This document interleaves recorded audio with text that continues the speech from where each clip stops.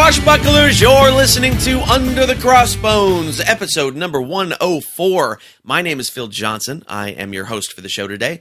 Thank you once again for tuning in. I appreciate it. Thanks for telling your friends. Thanks for everything you do for the show and help me keep the old barge afloat. Because we got to keep on going, don't we? Yes. Episode 104, fun fact about the number 104. It is the number of Corinthian columns in the Temple of Olympian Zeus, which is the largest temple ever built in Greece. So now when you go to Greece and you go visit the Temple of Zeus, you can count 104 columns, if they're all still there. Seems like a lot of the old Greek stuff, some of the parts are missing, right? But anyway, you can pretend if some of them are missing, just go, oh, it would go there. That's number 102, 3, 4. I thought that was interesting. My guest on the show today is Dr. E Lee Spence. He is an underwater archaeologist based out of North Carolina, and he has he's gone down under the water to find pirate ships, Spanish galleons, Civil War era ships, all kinds of stuff. He's known for two big ones, the Georgiana and the Hunley in North Carolina, which are both Civil War Confederate side ships, one of them being a submarine, which we'll talk a bit about that. But here's the thing, I'm slightly uncomfortable putting this episode out today because of all the stuff in Virginia over the weekend, and I do try to keep politics out of this show. That stuff over there happening in Virginia was not a political issue. That was just terrorists. That was bad people doing bad things, and it has no place. And I don't approve of it in any sort of fashion. And frankly, if you identify with those people, the white supremacist type folks, if that's your crew, just turn the show off now because I don't need you listening. And you're not welcome. I don't approve of anything even remotely close to that because I have friends of many colors and persuasions, and they are great people. And I have lots of white friends who are also great people. There are jackasses in every group, and those people are beyond jackass. It doesn't even, yeah. Anyway, I don't want to get too deep into that. But when we start talking about Civil War era things, that gets a little bit weird in the current national climate. But the way that we approached the Civil War era ships because they are the ships that he's known for finding, and a lot of people listening are Civil War buffs and have done reenactments and things like that, and that's fine. And we have to approach it as historians rather than as a politicized thing, which means playing fair to both sides, I guess, which is weird, but understanding history based on its facts and not putting too much emotion behind it, even though we need some of that emotion behind it. Because here's the thing, if we don't pay attention to history, history begins to repeat itself, which is what we're seeing. And I don't like to see that. So we have to pay attention to history. We have to put it in perspective and look at what actually happened, why it happened, and how do we keep that kind of stuff from happening again, right? Because we're starting to see it. It's been 140 some years, and I don't like it. We don't need that again. It was a bad time in this country's past, and we don't need to bring it back. And there are factions of it bringing it back. So when we approach the Civil War stuff during this show, it is very depoliticized. It is we're just looking at his work as an underwater archaeologist because the stories are interesting, the first submarine that worked and things like that. So the stories that are in here are very interesting, despite the fact that they come from the losing side of the Civil War. So with that said, please enjoy the stories. Don't be an asshole. That is my golden rule through life. Don't be an asshole. But now I think now I have to mark the episode explicit. But you know what? I'm not gonna, because everybody needs to hear it. Oh, all right. Rant over. We're going to get into it. It's a good interview. You're going to enjoy it. Speaking of which, there is a bonus content episode for this show. Because at one point during the talk, we're going to talk about pirates as well as Civil Wars. There's plenty of pirate stuff in here, so don't turn off because we're missing the pirates. We're not. But at one point we got way off track and started talking about Gone with the Wind. He's a very interesting story and some compelling proof that Gone with the Wind is not a fictional story, that it was actually based on real people.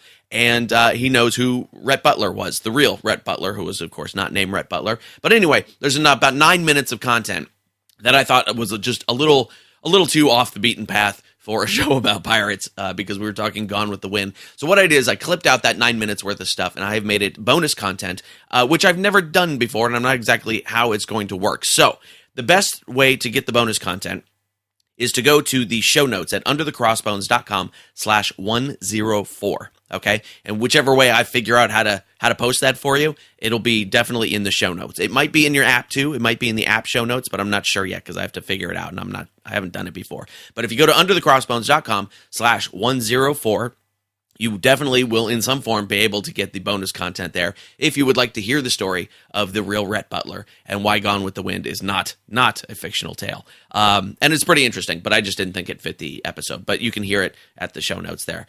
Oh boy, man, what a weekend.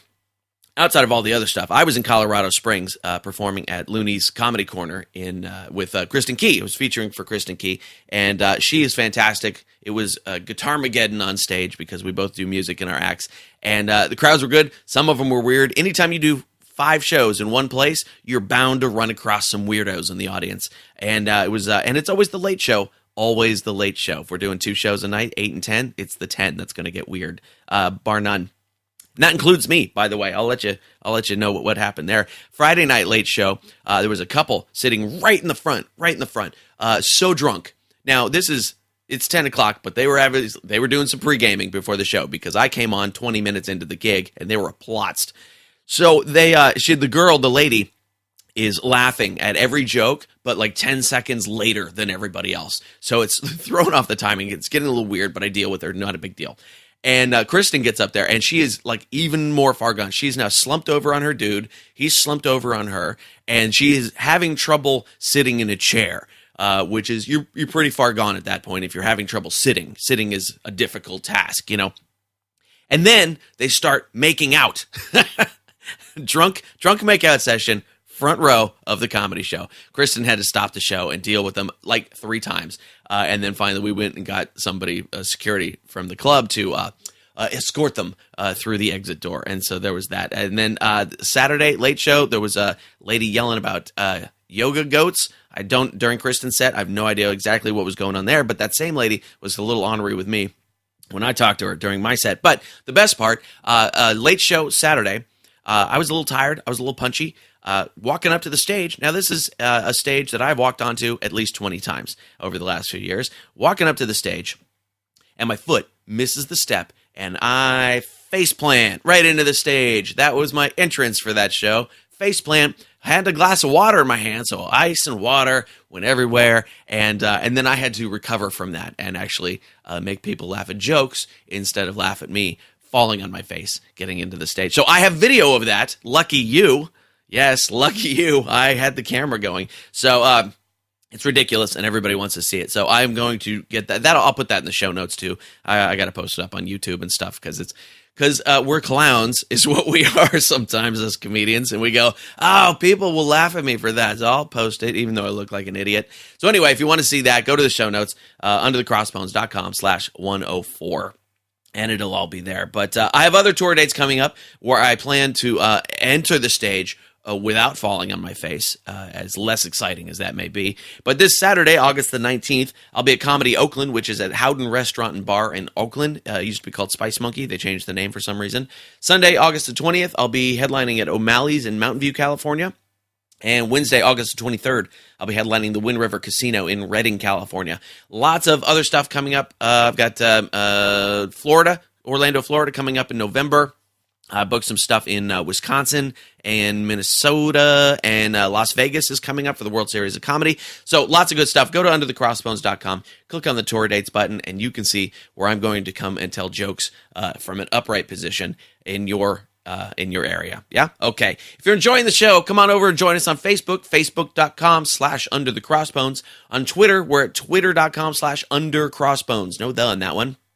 And, of course, make sure that you are subscribed to the show in your podcatcher of choice, whether that's iTunes or Google Play or Podcast Addict or, whatever, wherever you're getting it from. And, again, those show notes are going to be at 104. It's underthecrossbones.com/104. If you want to help support the show and help me keep the old barge afloat, go to underthecrossbones.com/support.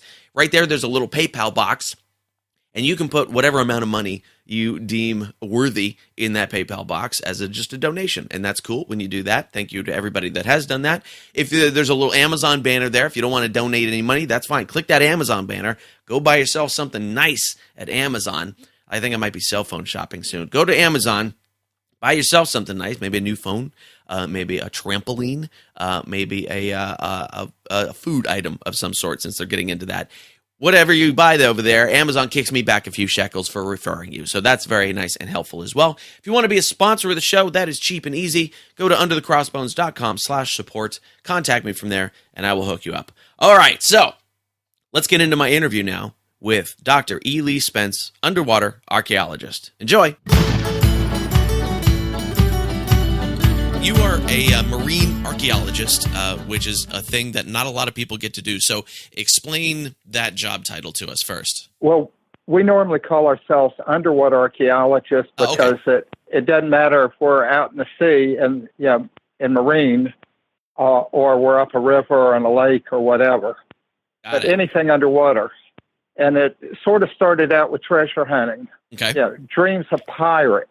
Oh, nice. That's part of what got me started in all of this. And so how did it come out of pirates? What was your pirate thing as a kid? Well, my father was real interested in history, and he tried to interest me in it by giving me books like Treasure Island, Robinson Crusoe, those type books. Nice. And it really captured my imagination. And then when we were living in West Point, my father was military intelligence, so we lived in a lot of military places. But at one point we were living in West Point, and I was probably about 5 or 6 years old, and I heard that a lady had lost her diamond ring in this pond.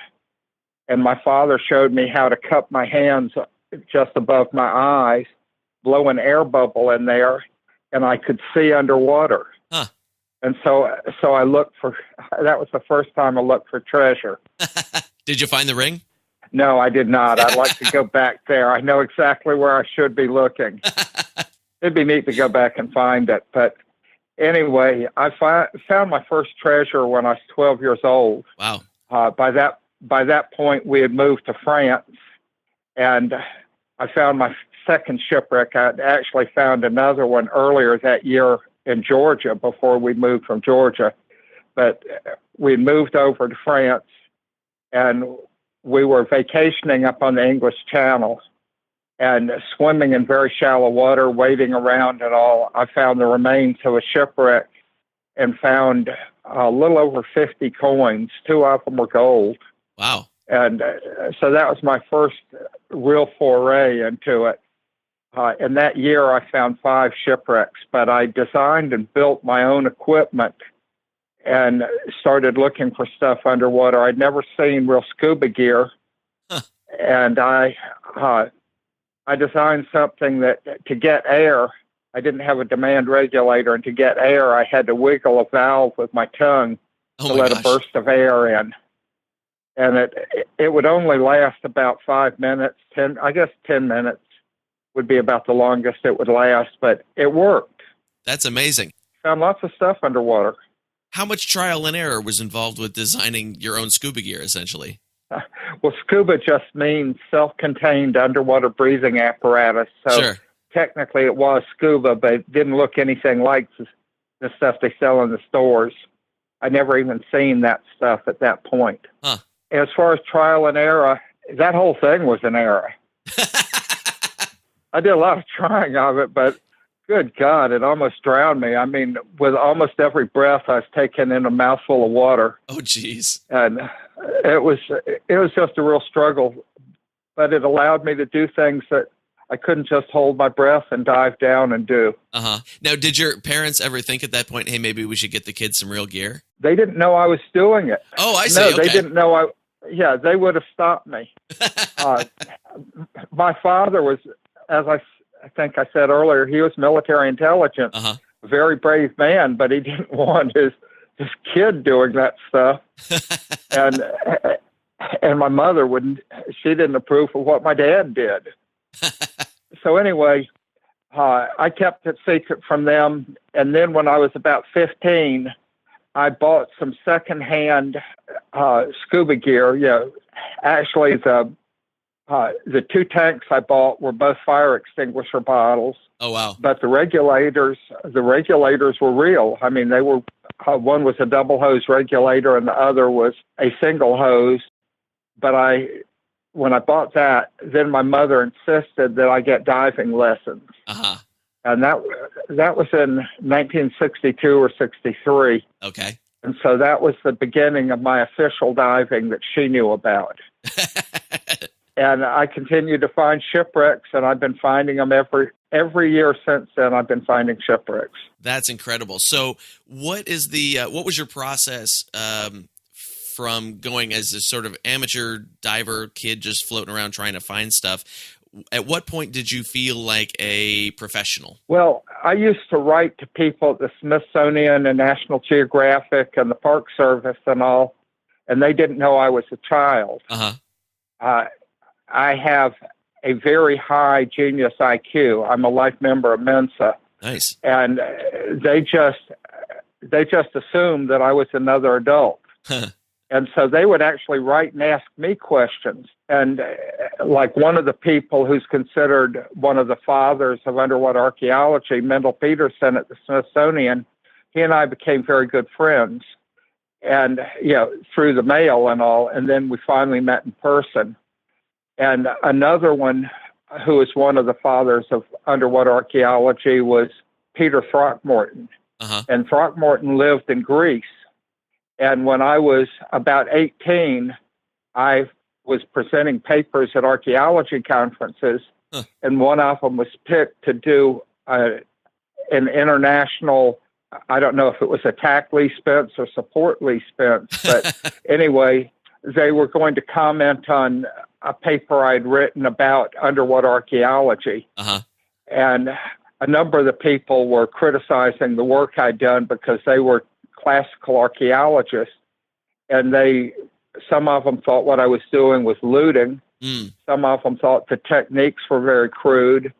But Peter Throckmorton, who many actually call the grandfather of underwater archaeology, Peter Throckmorton compared me to Heinrich Schliemann, who was the founder of historical archaeology. Okay. And years later, Peter and I say years later, maybe 4 or 5 years later, Peter and I met for the first time. And Peter was surprised to learn that he was 25 years older than me. He had been hearing about me the entire time he had been doing his diving. We found our first shipwrecks the same year. And anyway, I don't consider myself the father of underwater archaeology, but I was certainly one of the pioneers of it. The guy I consider the father of underwater archaeology was Bob Marks. Okay. But as much as I like and respect Bob Marks and consider him the father of underwater archaeology, many people would call him a pirate. Okay.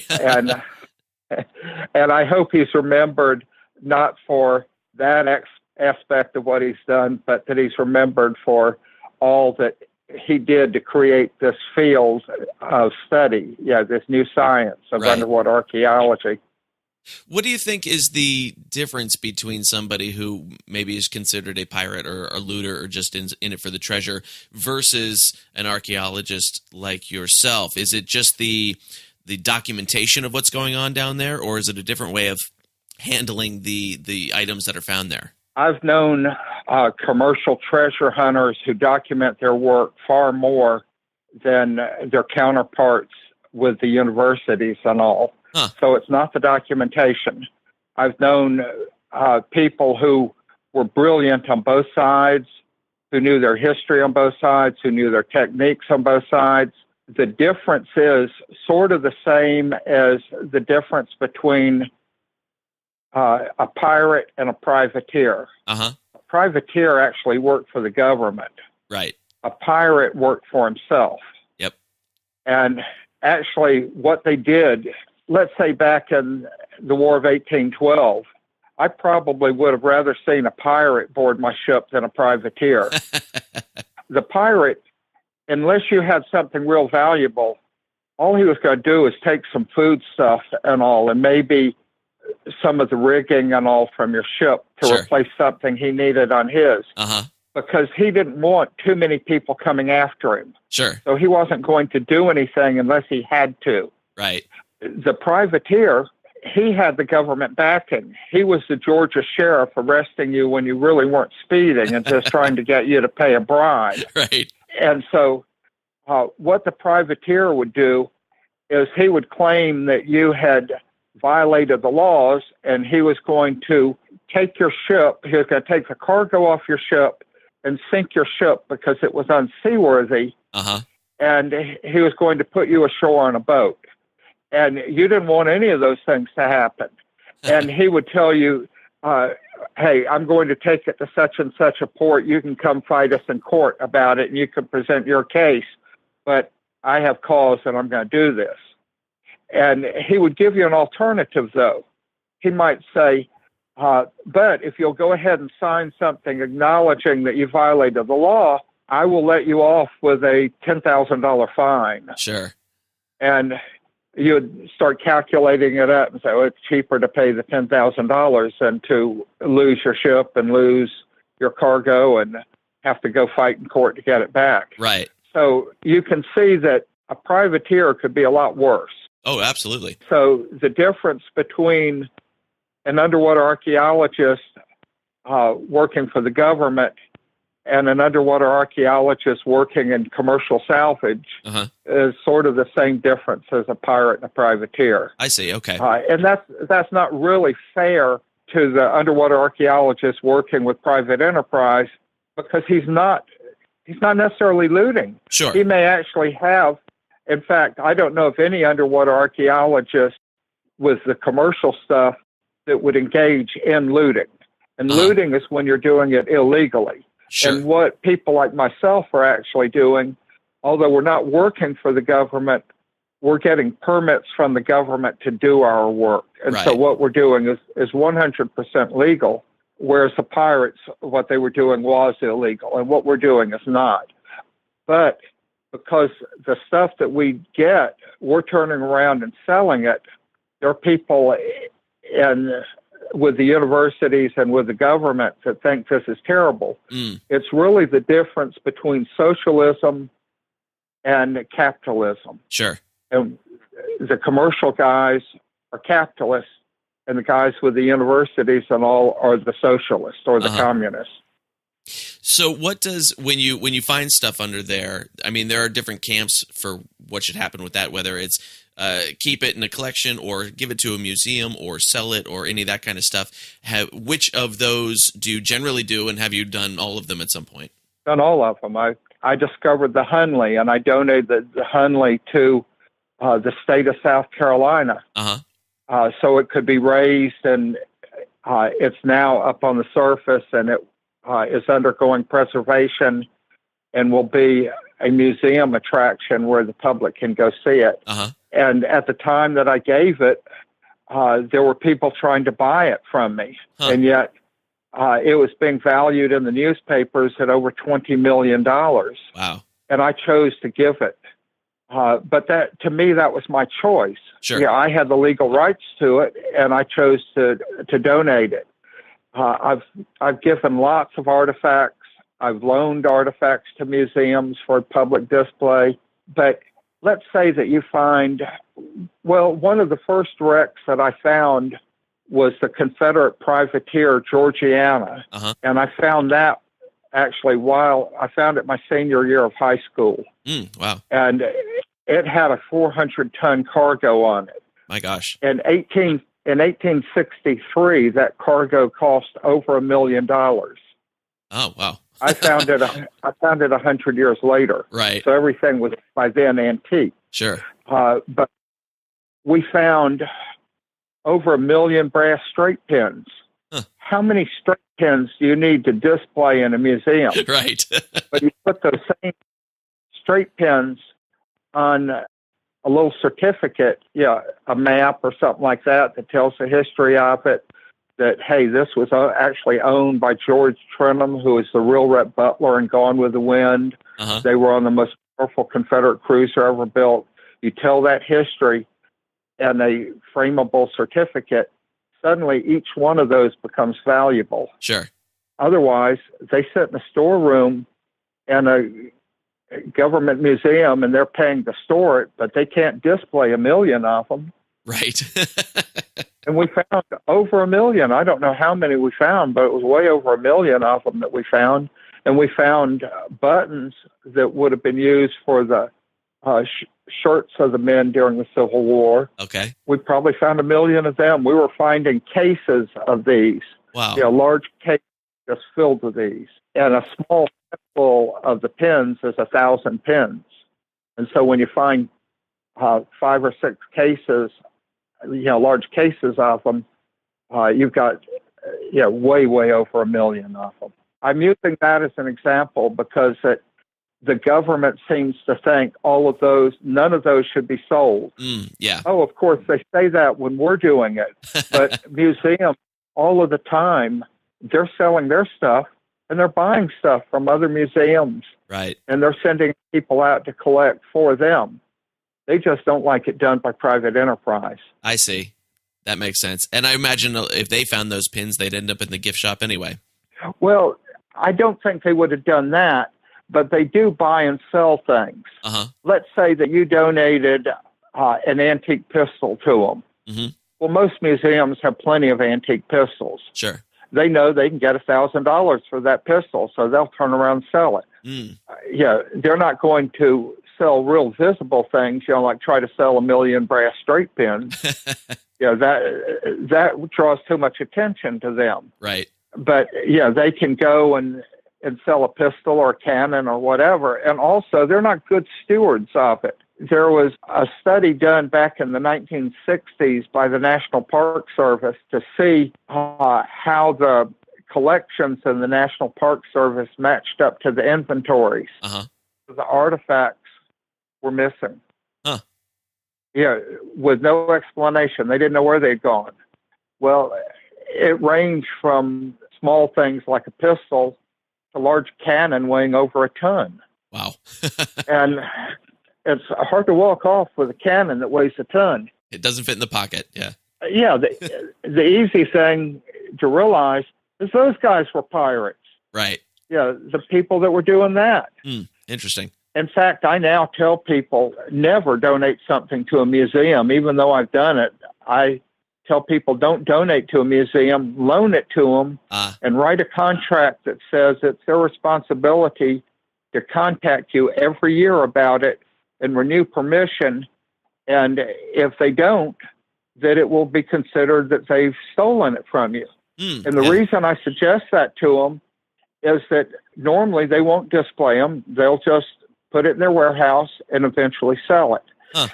That's what happens to 90% of the stuff that people donate. Wow. And if you loan something to them and it's there for more than, by law in most states, if you loan something to a museum and it's there for more than 2 or 3 years, it legally becomes their property, even though you loaned it to them. Oh, wow. I didn't know that. Yeah. And so you've got to turn the tables on them. Make it, their responsibility to get it back to you and all. Right. That's really interesting.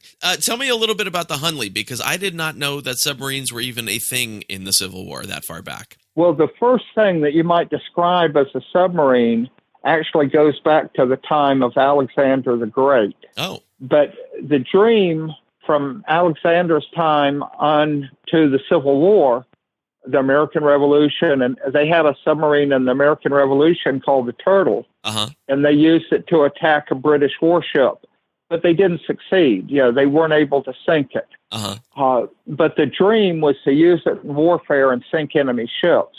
And the first time someone actually succeeded with a submarine in sinking an enemy ship was during the Civil War, and that was the Hunley. Wow. And the Hunley was hand-powered. It had a crew of 8 men. It actually sank 3 separate times. It was raised the first 2 times. The third time was on its final mission.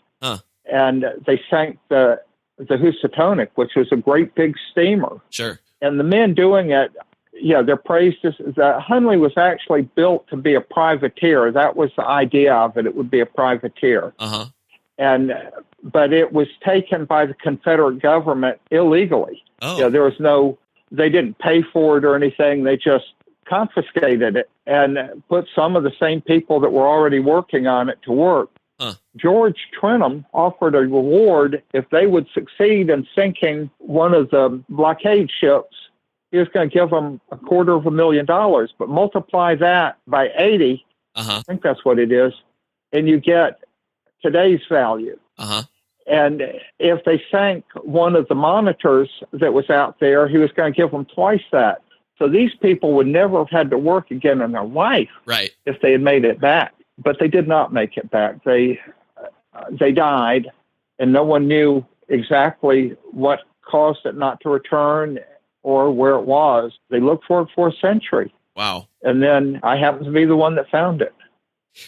What do you think the difference was in the searching techniques? Why were they not able to find it for 100 years, and why were you able to find it then? Well, the historical record had said that, well, we knew exactly where the Housatonic sank, because after it sank, her mast and smokestacks and all stuck out of the water.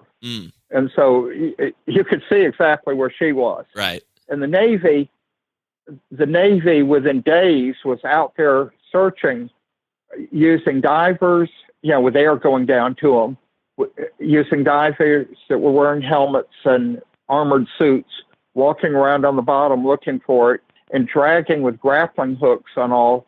They searched for 500 yards all the way around it. So we knew one spot where you didn't need to look. You didn't need to look at the Housatonic. Okay. And then we also knew that she had survived the initial blast, because half an hour after she sank, after the Housatonic sank, the Hunley had showed a signal and alerted the people on shore to show their signal so she could home in and head back to shore. So the presumption was that she was not only more than 500 yards from the Housatonic, she was inshore of the Housatonic on her way back to Sullivan's Island when she sank. The Housatonic was a little over 3.5 miles off Sullivan's Island. Okay. So all of the search that people were doing initially was right around the Housatonic. Then they gave up there, and then all the modern search with the historical knowledge that we had, we all looked inshore, and I looked all one summer for it inshore. Okay. Using a magnetometer and all. And I gave up on it. And then a friend of mine who had bought a commercial fishing boat to fish with traps, he invited me out on his first day doing it. And we were just out there. I wasn't paying any attention to where we were or anything, but I was helping him through the day. I really enjoyed it. We were catching a lot of fish. And near the end of the day, we were anchored, and he was pulling in the last trap, actually the last two traps, and one of them got hung up on the bottom. And I said, Joe, don't pull it loose. He was trying to pull it loose. So I said, don't pull it loose. It's a desert out here. There's nothing. There's no coral. There's no rock. It's just shifting sand. If it's hung up on something, it's probably hung up on a shipwreck. Where are we? And he gets the chart out, and he puts his finger on the chart, and he puts it about where the Housatonic sank. And I immediately thought, because I'd done my research, I knew where the Housatonic was, but I'd never looked for it because the Housatonic had been salvaged after the war. They had scrapped it. Right. And they had said there was nothing left. I thought, well, maybe there is something left of it. And that's frequently the case. They'll only partially salvage. And I didn't want to miss the opportunity to dive on a very historic shipwreck. Sure. And so even though it was November and my friend was Korean and I'm a little over 6 feet tall, and I couldn't wear his wetsuit. He did have some dive gear aboard, but I couldn't wear his wetsuit, couldn't wear his fins. His mask didn't fit me properly. And so in November waters, I went down in my underwear wearing a single tank with a double hose regulator, which was very old fashioned in 1970. Yeah. They had stopped using those 15 years earlier. And I went down expecting to find remains of this old warship. When I get down there, there's something that looked like a ledge in the sand. And I thought to myself, there are no ledges. What could that be? And so I'm looking at it, holding onto the line of the trap, and the bait spilling out, and I'm thinking sharks and all. And suddenly it hit me. I found the Hunley. And I went swimming to the surface, literally screaming underwater that I'd found the Hunley. That's how I found it. But if I had not done my research before, I wouldn't have even thought about diving that day. Sure. First of all, I wouldn't have known that, hey, it's a desert out there. It's going to be something interesting on the bottom.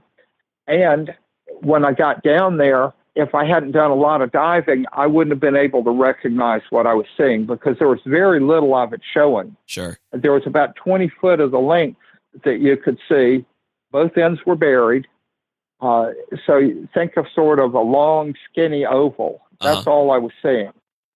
But there was enough of it that I could tell that it was on its starboard side and that it was pointing, I knew when I got to the surface, it was pointing towards the harbor. Okay. Anyway, or towards shore, I guess. But I was thrilled. It was a dream of a lifetime that had come true. I'd been interested in the Hunley since I was, say, 10 years old. Wow. And then I'd found this thing. That's amazing. And at that time, I think I was 22 or so. So half my life I'd been dreaming of finding it. Yeah, that's crazy. That's really crazy. Were you ever able to suss out what it was that made it go down or not come back from that third run? They still don't know. My theory is that the men were injured, shocked from the concussion. They were injured from it. They may not have had any broken bones. I don't know. But I think they were shocked from that. I think that when they showed their signal light and it lit up the area around them, they realized they were in the middle of the search of the rescue operations for the Housatonic. Okay. And because there was a report by one of the men on the Canandaigua, a U.S. ship that was picking up survivors, there was a report of a blue light on the water. Well, that blue light was the signal that the Hunley showed. And that was right off the Canandaigua's bow, is the way he describes it. And then he doesn't say any more about it. I think they ran over it. And even if they didn't run over it and sink the sub, even if that didn't happen, I think they submerged, but the sub had been damaged more than they realized, and it immediately started filling with water. But because these men were so bruised and hurt and everything from the blast that they had been through, because they were about 20 feet away from a blast that sank a huge warship. Yeah, so they felt that shock, I guarantee you. Wow, interesting. I think they just drowned in place. Yeah, wow, that's insane. That's crazy. So I was looking at your website yesterday to kind of refresh my memory on everything, and you've also had some very harrowing close call type of stories in the many ships that you've dived. What's one story that you think they should make a movie out of eventually? I don't think any of them really qualify by themselves to make a movie out of, but over the years I've been trapped on the bottom by collapsing wreckage. I've given out of air inside a shipwreck. Oh man, I was inside a modern wreck one time that I was trying to raise. It was a car ferry. And I was trying to raise it by myself, and it was one that other people had tried to raise and had failed because there wasn't, at that time, there weren't any barge cranes big enough to pick something like that up in Charleston Harbor. And this was in Charleston. And so I was trying to raise it by myself, which I actually managed to do in about 1 week's time. But at one point, I had gone in through a hatch, through a generator room, in the engine room, then in another generator room, then up to another level. And when I was up in that second level, my regulator failed. Well, to go through these hatches, which were really manholes, to go through them, I had to take my scuba gear off. I knew that I couldn't lug the scuba gear that wasn't working anyway. I couldn't lug it through those and make it out. Right. And so what I did is I took it off and abandoned it. And so now I'm going down. I have no light. It's pitch black in there. And so by feel, I'm going down into this generator room. Then I go through this hatch, and it turns out that I had not gone into the engine room like I was expecting. There was a hatch into an empty fuel compartment or something. Huh. An inspection hatch had been taken off. And I went in there, and so I did it. It was just a dead end. And so I had to turn around, find my way back out of that, back into that generator room, then through the correct one into the engine room. And there were 3 big diesel engines. Get by those, and there's hoses floating, electrical wires, everything's floating in the water with me. I get past those, now go through another hatch into that generator room and up to the surface on one breath of air. Oh my gosh. And how long did that all take?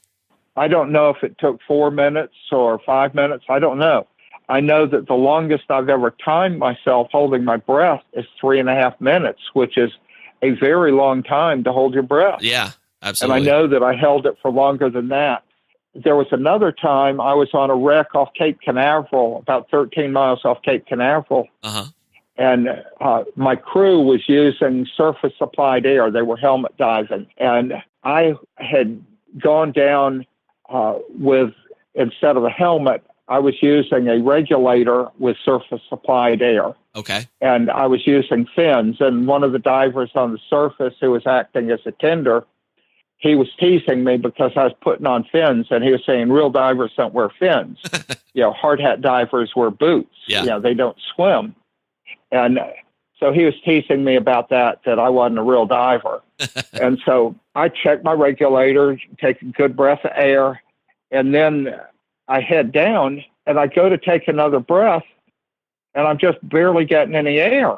And I'm thinking I'm just excited because we're hoping to find treasure on this wreck. So I say, Lee, calm down. And by this point, I'm down, 86 feet or whatever the depth of the water was.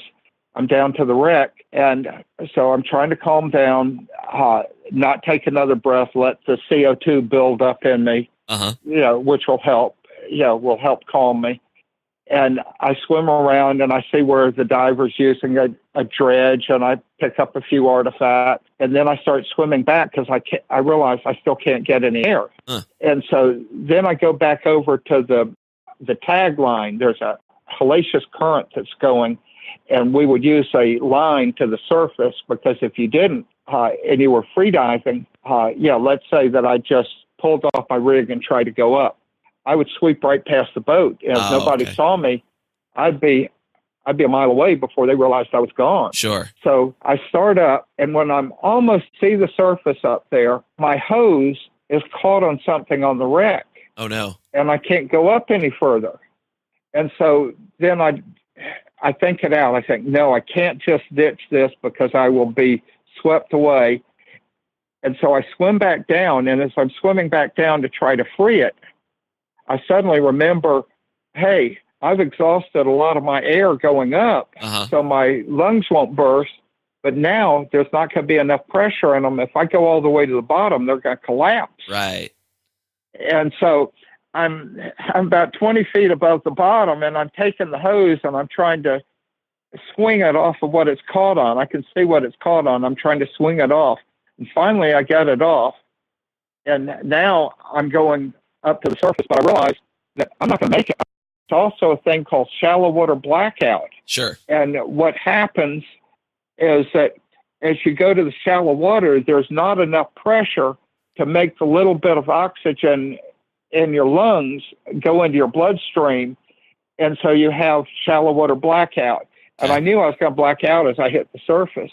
But I wanted them to see me. Yeah. And so as I come out of the water, I go sailing like a dolphin up out of the water, so they can see me, and they do, and I blacked out just like I was expecting. Wow. And so then I'm just laying on the surface, blacked out, but at least they see me, and they pull me in and revive me, and then when I come completely to, I'd say, well, "Hey, will you turn my air on?" Yeah. And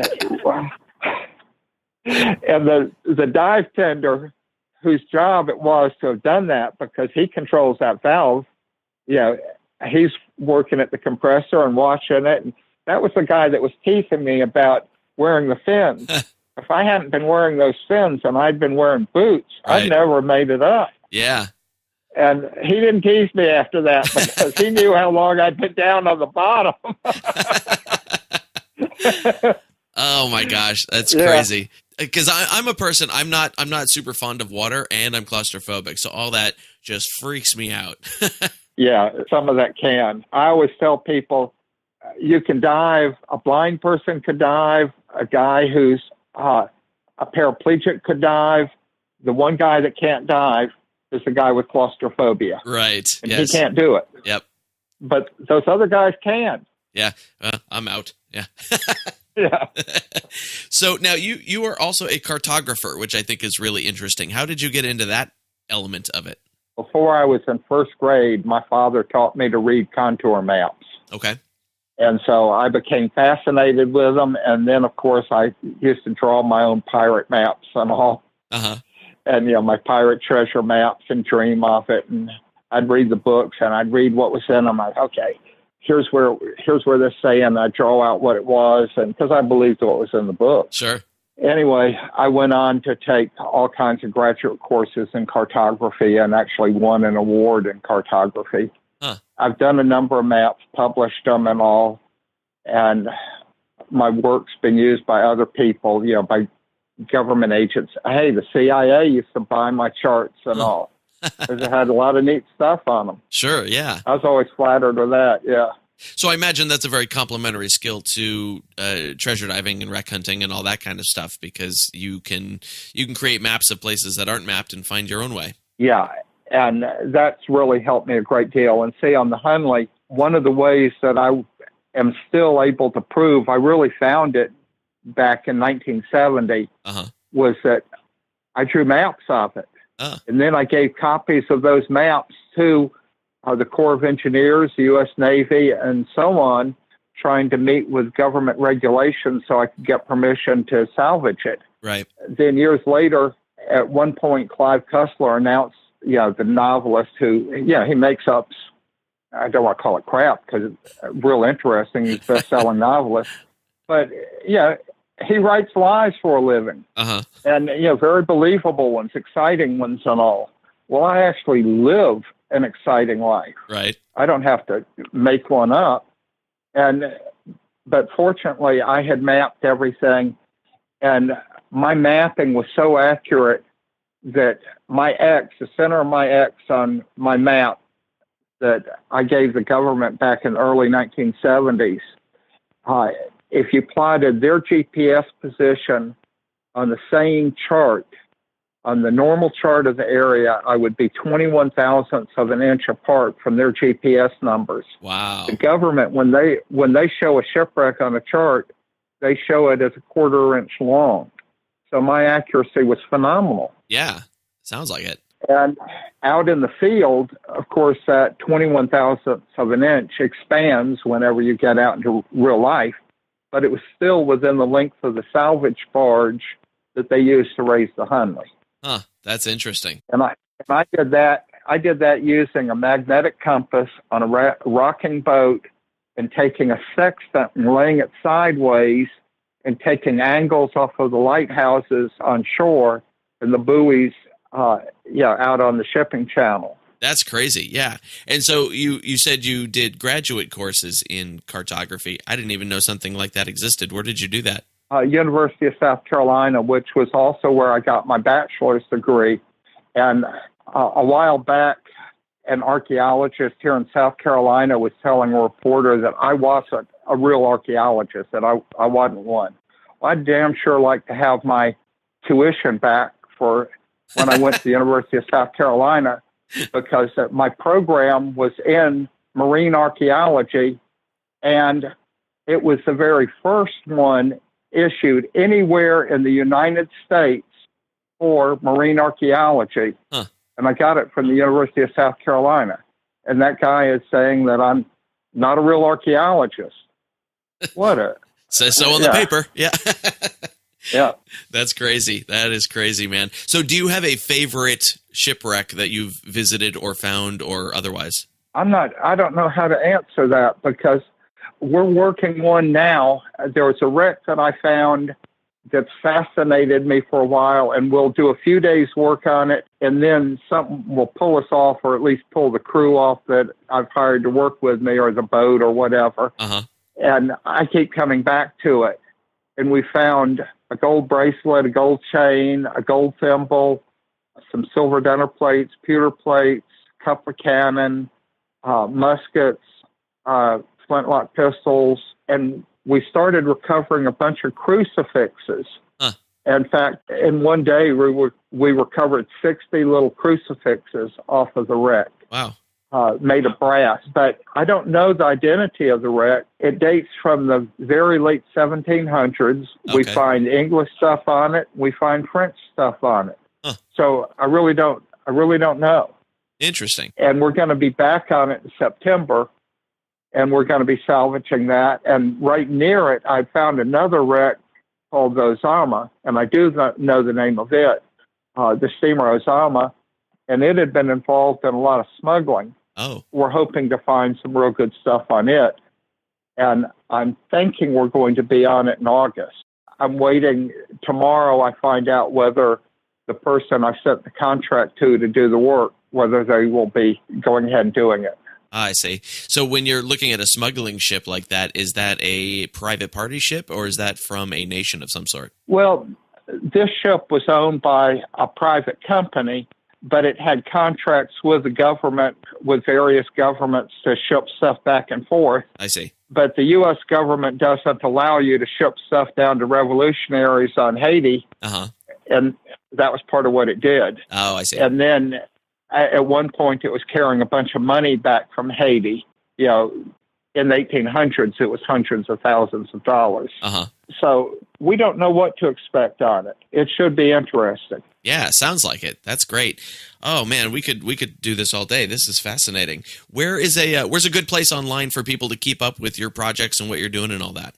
There are two places really. My website, my web domain is shipwrecks.com. So shipwrecks.com. That's a is good my one. website. Yeah, and then the other is my Facebook page. Okay. And that is facebook.com/shipwrecktreasure. Okay. And that gets you onto my Facebook page, my main Facebook page. And there are a lot of pictures. There's a lot of articles, and I do posts on a fairly regular basis. Been sort of bad about it lately, but it has well over 100,000 likes on it. So nice. Yeah, it's doing all right. Yeah. Good. Well, I'll make sure that all that is linked up in the show notes so people can come and visit you online and see all the stuff that you're doing. And this has been fun. I really appreciate you taking the time out to do this. Phil, it was real nice meeting you, and I appreciate it too. Thank Absolutely. you very much. You bet. I hope we can talk again soon. It's been a pleasure. All right. Bye-bye. And there it is, friends. That is my interview with Dr. E. Lee Spence. You can find out more about his work at shipwrecks.com. Man, that is a good domain. He must have got that one early. You can also find him on facebook.com/shipwrecktreasure. And that's where you can keep up with all the different stuff that he's doing. And he's always doing interesting stuff. And of course, there is that bonus content that I told you about before the interview, where we discuss Gone with the Wind, who the real Rhett Butler was during that time period, and the whole story. The whole story is nonfiction, which is interesting, and he's got some pretty compelling evidence, including talking to the family. So you can get that bonus content. I don't know where yet, but here's where I know you'll be able to get it. Go to underthecrossbones.com/104, and you can check out that bonus content in whatever form I managed to get it up there. Might also be available if you just click the show notes in your podcast player, but I'm not entirely sure yet, so still figuring it out. But again, you can go to underthecrossbones.com/104. The bonus content will be there. It's about 9 minutes. It's nothing. It's not long. I just felt it didn't quite fit in the regular episode there. So, today we have sponsors. We have people helping out, and it's nice. As a musician myself, one of the toughest things to find is a good teacher for low-frequency instruments. I can remember my girlfriend just like bass teacher hunting for a long time when she was learning. And if you are in the realm of Houston, Texas, I have a suggestion for you if you want to learn some of these instruments. Jonathan Leon is a long-time listener to Under the Crossbones, and he's starting a lesson studio to teach electric and upright bass. That's a tough teacher to find. Tuba, that's a tough teacher to find. And piano. Not so tough, but we all teach it. And his studio is called Making Great Music. And he has the chops. He's been a musician for 25 years. He's played in the pit for 19 musicals. He studied with the amazing Victor Wooten, who's a fantastic bass player. And you need some bass in your life. You need some bass. You need some tuba. Upright bass. Man, I always wanted to learn how to play upright bass. I wish I was in Houston so I could take lessons from Jonathan, too. Adults and kids are welcome. Jonathan is a fellow pirate. He's a listener. He's a pirate. He's in it. So keep in the family and go learn some bass from a fellow pirate. To get more information and set up some time with Jonathan, go to underthecrossbones.com/makinggreatmusic. Again, that's underthecrossbones.com/makinggreatmusic. We're also sponsored today, of course, by Pirate Radio, the Treasure Coast, WKKC-DB, playing the best music in pirate radio talk. You can listen to Under the Crossbones on both their stations. Just go to pirateradiothetreasurecoast.com or pirateradiotc.com. And don't forget to download the apps. That's the Pirate Radio Treasure Coast app for the music station and Pirate Radio Talk for the talk station. And you can get that at wherever you get your apps. Yeah. I've got an ebook for you as well. That is Alexander Exquemelin's Buccaneers of America or Pirates of Panama, whichever title you prefer. Originally published in 1678, it is a seminal piece of pirate writing. Very interesting book, and you should get it. And I've got it for you for free, so why wouldn't you get it? Go to underthecrossbones.com and click on the free ebook button. Or if you're out and about and all you got your cell phone with you, you can text the word pirate and your email address to 94253. Text the word pirate and your email address, both things, to 94253. It'll kick you back a little link to download the book, and you'll be all set. If you are headed out to any of the pirate festivals or events or things happening this summer and you'd like to send me a trip report to play on the show, or if you need to call me for any other reason, don't just call me just to say, hi, I'm busy. Yeah. But if you got something you want me to play on the show, you can call me at 408-599-2733. That is my Google Voice number, so I won't answer it. Just leave me a voicemail there with whatever you would like to contribute to the show, and that would be awesome.